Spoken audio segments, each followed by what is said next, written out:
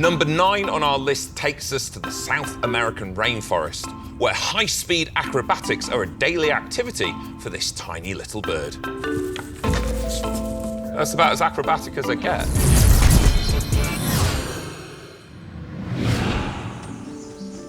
Hummingbirds rely on nectar to survive. Some species guzzle down twice their body weight of this sugary water each day, meaning they must visit as many as 2,000 flowers before sunset just to stay in the game.